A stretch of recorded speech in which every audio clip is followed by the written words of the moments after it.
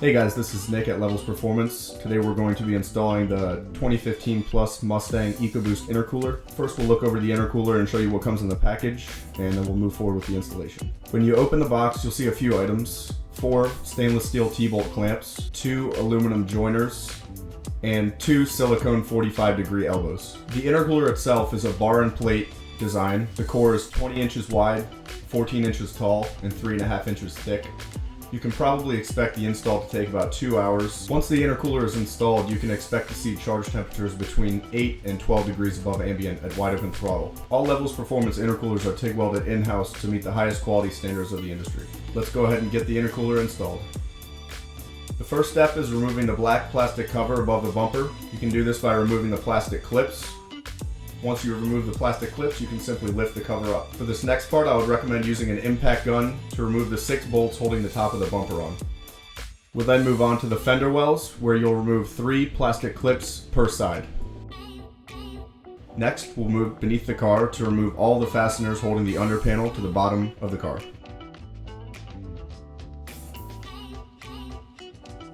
Removing the front bumper can be tricky by yourself, so if you have a friend available, have them give you a hand. Once you've loosened the bumper, reach behind and disconnect 3 electrical connectors per side. With the connectors removed, you can then pull the bumper off. The next step is removing the Ags system, which can be done by removing 2 forward-facing bolts on the crash bar and 2 plastic push pins atop. There are 2 bolts on the bottom of the Ags system holding it in place. You'll need to remove these and then move on to the center of the Ags bracket, which is not really visible, but it can be removed by reaching behind the crash bar with a small wrench. Once you've removed all the fasteners, you can then pull the Ags system out. Also be sure to disconnect the electrical connector. The next step is removing the steel bar at the front of the car. You can do this by removing 2 bolts per side. Next, you'll want to disconnect the sensor on the driver's side of the intercooler, along with the 2 clamps holding each side of the intercooler pipes on.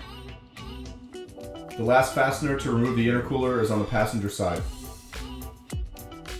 At this point, you can pull the factory intercooler out. Now you'll want to remove the factory intercooler sensor and place it in the new intercooler. To prepare for putting the new intercooler in, you'll need to loosen the hood latch assembly.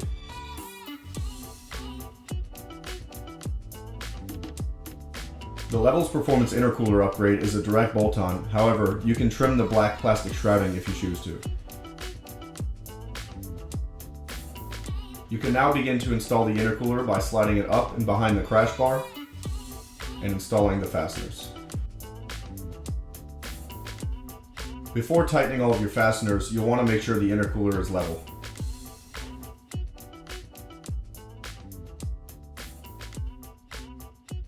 Once you've installed the bottom fasteners, you can then move to the top bracket. Be sure to use the fasteners that are included with the intercooler.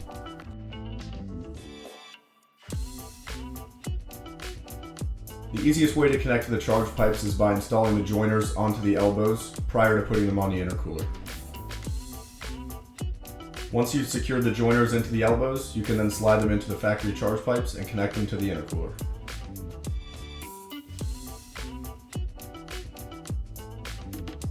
At this point, you can place the front bumper back on the car using the help of a friend. Be sure to connect the 3 electrical connectors on each side.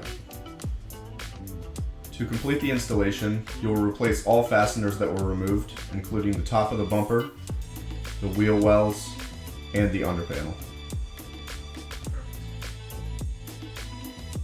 Replace the top plastic panel.